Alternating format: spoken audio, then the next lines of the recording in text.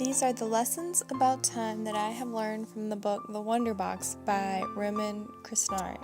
The first thing that I learned about time from this book was that time is a social convention that hasn't always existed for people. Before humans invented a way to track time or to watching it pass by, time just existed.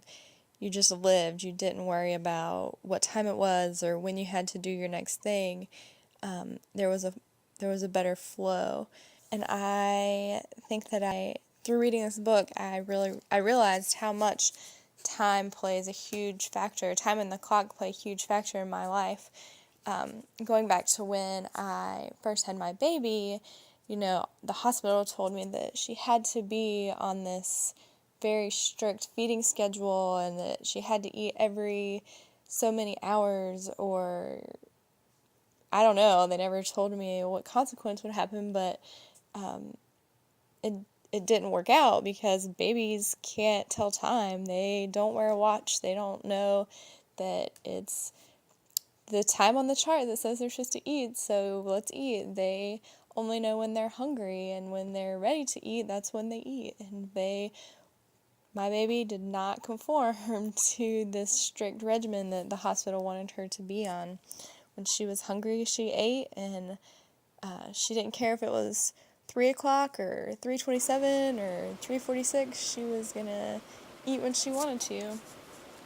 Another thing that I learned about time being a human convention is that we, as humans, really try to mold ourselves to time, and sometimes that takes a great contortionist achievement on our part.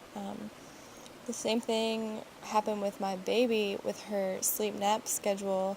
The experts said that she needed so many hours of sleep every day and every night, but our baby really has her own ideas about when she is and is not going to sleep.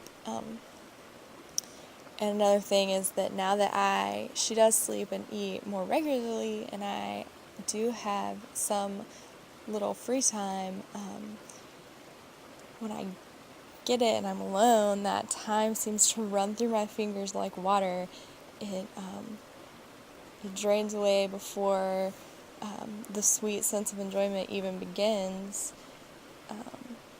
I think of it the way my free time, I think of it like the Salvador Dali painting where the clocks are all melting in the desert. I think that's a good way to think of it, and I think that the author of the Wonderbox would probably have agreed.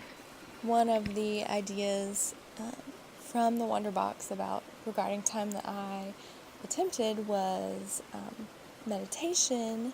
One of the ideas he has about reconnecting with time and learning how to take time out or step out of time is to meditate. So one day this week while my daughter was napping, I decided to meditate before I started doing anything else.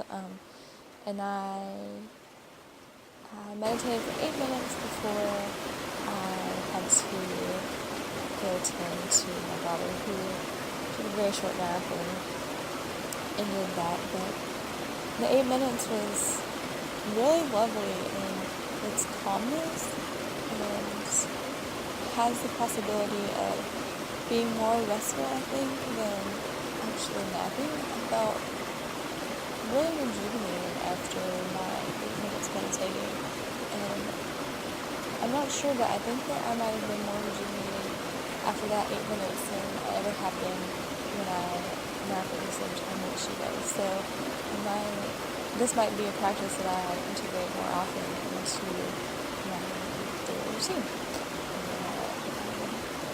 It makes me really glad that I read The Wonderbox.